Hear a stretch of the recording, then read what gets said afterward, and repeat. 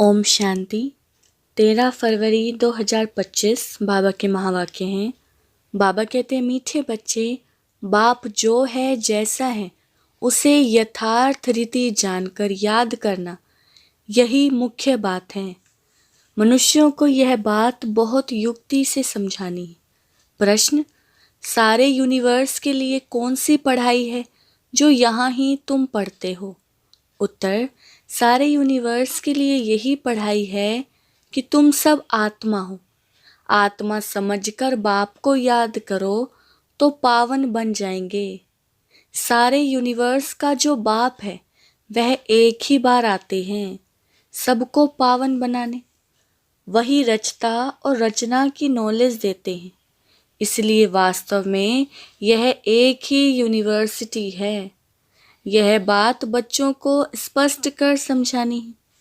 ओम शांति। भगवानुवाच: अब यह तो रूहानी बच्चे समझते हैं कि भगवान कौन है। भारत में कोई भी यथार्थ रीति जानते नहीं। कहते भी हैं, मैं जो हूँ जैसा हूँ, मुझे यथार्थ रीति कोई नहीं जानते। तुम्हारे में भी नंबरवार हैं। नंबरवार पुरुषार्थ अनुसार जानते हैं। भल यहाँ रहते हैं परंतु यथार्थ रीति से नहीं जानते। यथार्थ रीति जानकर और बाप को याद कर, यह बड़ी मुश्किलात है। भल बच्चे कहते हैं कि बहुत सहज है, परंतु मैं जो हूँ जैसा हूँ, मुझे निरंतर बाप को याद करना है। बुद्धि में यह युक्ति रहती है, मैं आत्मा बहुत छोटा हूँ।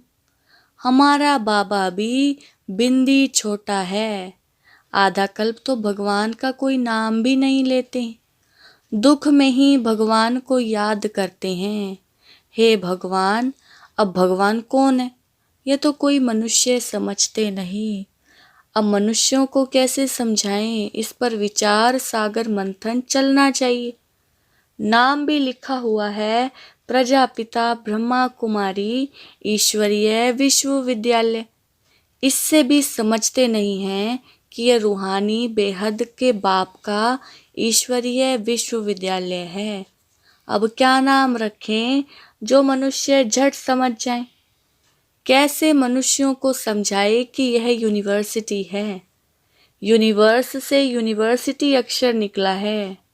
यूनिवर्स अर्थात सारा वर्ल्ड, उसका नाम रखा है यूनिवर्सिटी, जिसमें सब मनुष्य पढ़ सकते हैं। यूनिवर्स के पढ़ने लिए यूनिवर्सिटी है। अब वास्तव में यूनिवर्स के लिए तो एक ही बाप आते हैं, उनकी यह एक ही यूनिवर्सिटी है। एम ऑब्जेक्ट भी एक है। बाप ही आकर सारे यूनिवर्स को पावन बनाते हैं, योग सिखाते हैं। यह तो सब धर्म वालों के लिए है।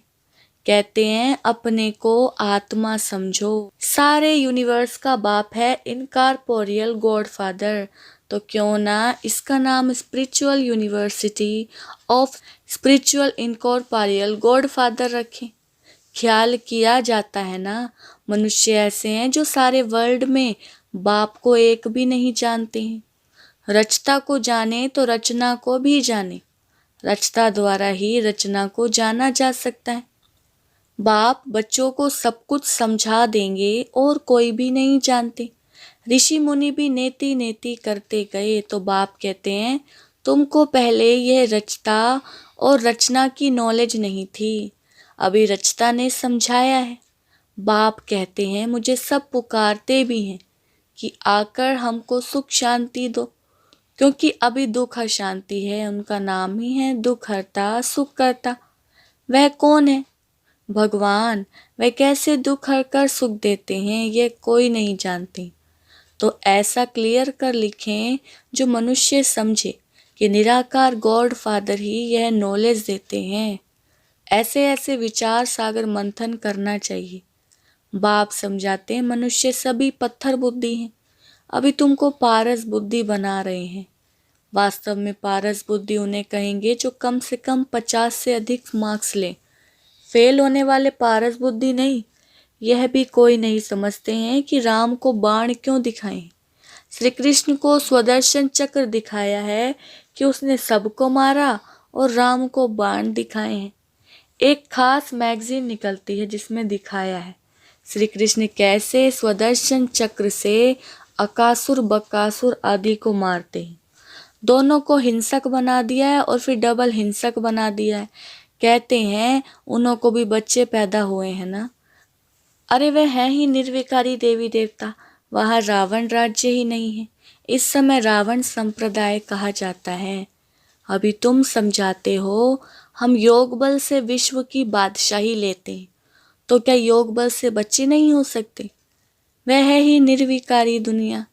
अभी तुम शूद्र से ब्राह्मण बने हो, ऐसा अच्छी रीति समझाना है जो मनुष्य समझे। इनके पास तो पूरा ज्ञान है, थोड़ा भी इस बात को समझेंगे तो समझा जाएगा यह ब्राह्मण कुल का है। कोई के लिए तो झट समझ जाएंगे कि यह ब्राह्मण कुल का है नहीं। आते तो अनेक प्रकार के हैं ना। तो तुम spiritual university of spiritual incorporeal God father लिख कर देखो क्या होता है। विचार सागर मंथन कर अक्षर मिलाने होते हैं। इसमें बड़ी युक्ति चाहिए लिखने की, जो मनुष्य समझे। यहाँ यह नॉलेज गॉड फादर समझाते हैं अथवा राजयोग सिखलाते हैं। यह अक्षर भी कॉमन है। जीवन मुक्ति, डिटी सावरंटी इन सेकंड, ऐसे ऐसे अक्षर हों जो मनुष्यों की बुद्धि में बैठे। ब्रह्मा द्वारा विष्णुपुरी की स्थापना होती है। मन मना भव का अर्थ है बाप और वर्षे को याद करो। तुम ब्रह्मा मुख वंशावली, ब्राह्मण कुल भूषण, स्वदर्शन चक्रधारी। अब वह तो स्वदर्शन चक्र विष्णु को दिखाते हैं, श्री कृष्ण को भी 4 भुजाएं दिखाते हैं। अब उनको 4 भुजाएं हो कैसे सकती है? बाप कितना अच्छी रीति समझाते हैं। बच्चों को बड़ा विशाल बुद्धि, पारस बुद्धि बनना है। सतयुग में यथा राजा रानी तथा प्रजा, पारस बुद्धि कहेंगे ना। वह है पारस दुनिया, यह है पत्थरों की दुनिया। तुमको यह नॉलेज मिलती है मनुष्य से देवता बनने की। तुम अपना राज्य श्रीमत पर फिर से स्थापन कर रहे हो। बाबा हमको युक्ति बतलाते हैं कि राजा महाराजा कैसे बन सकते हो। तुम्हारी बुद्धि में यह ज्ञान भर जाता है औरों को समझाने के लिए। गोले पर समझाना भी बड़ा सहज है। इस समय जनसंख्या देखो कितनी है, सतयुग में कितने थोड़े होते हैं। संगम तो है ना, ब्राह्मण तो थोड़े होंगे ना।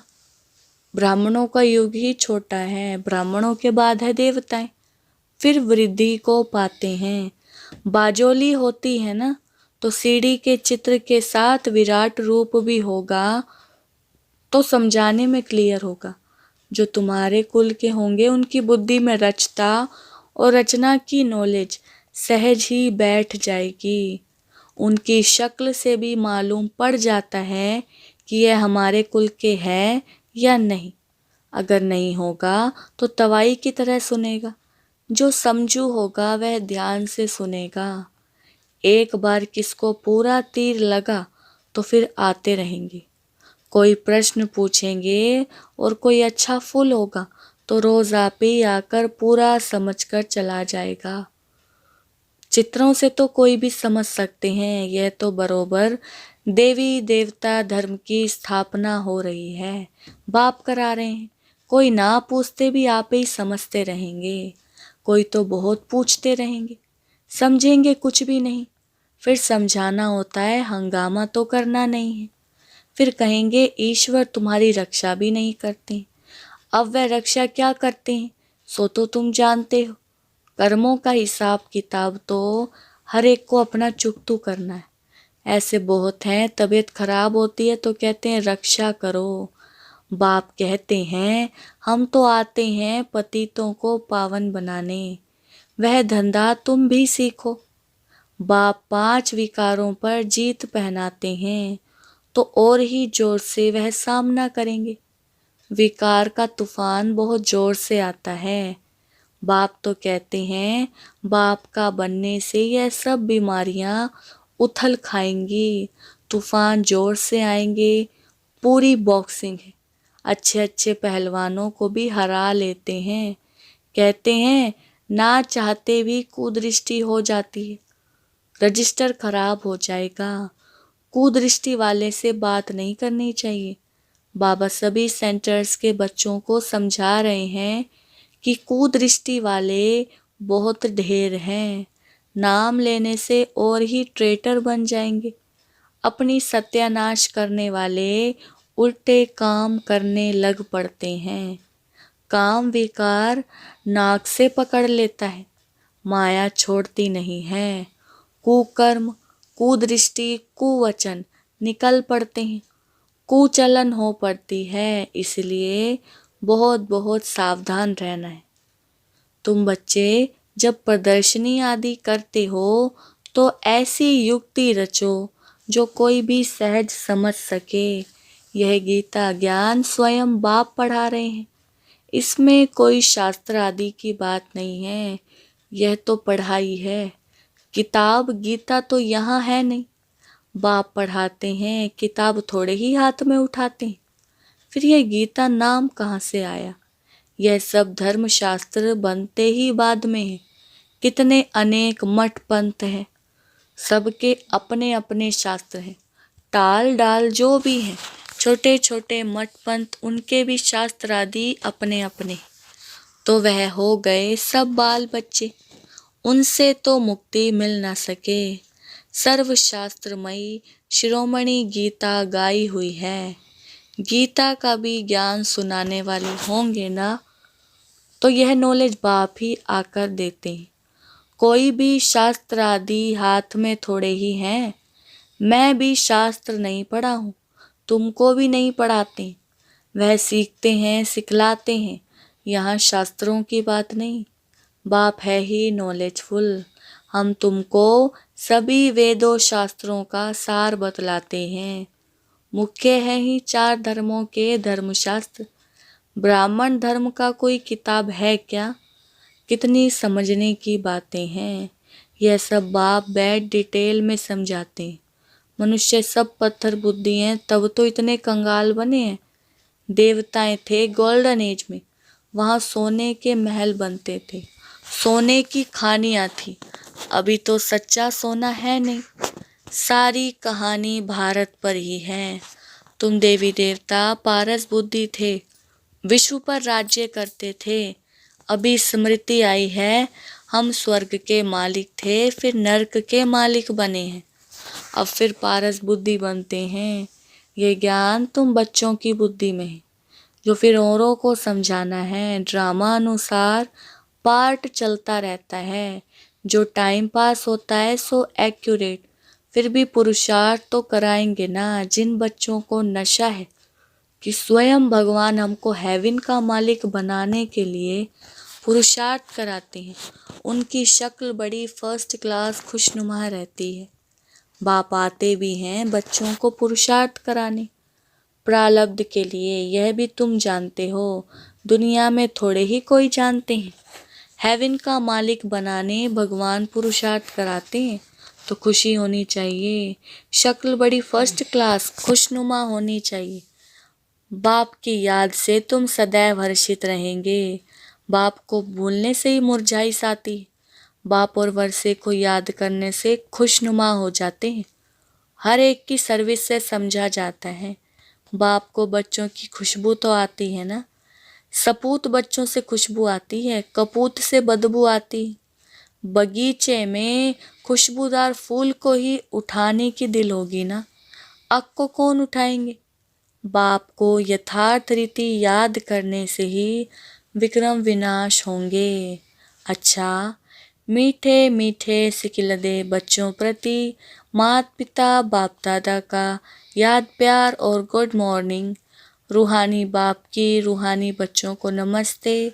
हम रूहानी बच्चों की रूहानी बाप दादा को नमस्ते नमस्ते, गुड मॉर्निंग। धारणा के लिए मुख्य सार। फर्स्ट पॉइंट है, माया की बॉक्सिंग में हारना नहीं है। ध्यान रहे कभी मुख से कुवचन ना निकले। कुदृष्टि, कुचलन, कुकर्म ना हो जाए। दूसरा, फर्स्ट क्लास खुशबूदार फूल बनना है। नशा रहे कि स्वयं भगवान हमको पढ़ाते हैं। बाप की याद में रह सदैव हर्षित रहना है, कभी मुरझाना नहीं है। वरदान, चैलेंज और प्रैक्टिकल की समानता द्वारा स्वयं को पापों से सेफ रखने वाले विश्व सेवाधारी भव। विस्तार, आप बच्चे जो चैलेंज करते हो उस चैलेंज और प्रैक्टिकल जीवन में समानता हो, नहीं तो पुण्य आत्मा के बजाय बोझ वाली आत्मा बन जाएंगे। इस पाप और पुण्य की गति को जानकर स्वयं को सेफ रखो, क्योंकि संकल्प में भी किसी भी विकार की कमजोरी, व्यर्थ बोल, व्यर्थ भावना, घृणा व ईर्ष्या की भावना पाप के खाते को बढ़ाती है। इसलिए पुण्य आत्मा भव के वरदान द्वारा स्वयं को सेफ रख विश्व सेवाधारी बनो। संगठित रूप में एक मत एक रस स्थिति का अनुभव कराओ। स्लोगन, पवित्रता की क्षमा चारों ओर जलाओ तो बाप को सहज देख सकेंगे। अव्यक्त इशारे, एकांत प्रिय बनो, एकता और एकाग्रता को अपनाओ। प्रत्यक्षता का झंडा लहराने के पहले सिर्फ 2 शब्द हर कर्म में लाना। एक, सर्व संबंध, संपर्क में आपस में एकता। अनेक संस्कार होते अनेकता में एकता और दृढ़ता, यही सफलता का साधन है। कभी कभी एकता हिल जाती है, यह करे तो मैं करूं नहीं। आपका स्लोगन है, स्व परिवर्तन से विश्व परिवर्तन, विश्व परिवर्तन से स्व परिवर्तन नहीं। अच्छा, ओम शांति।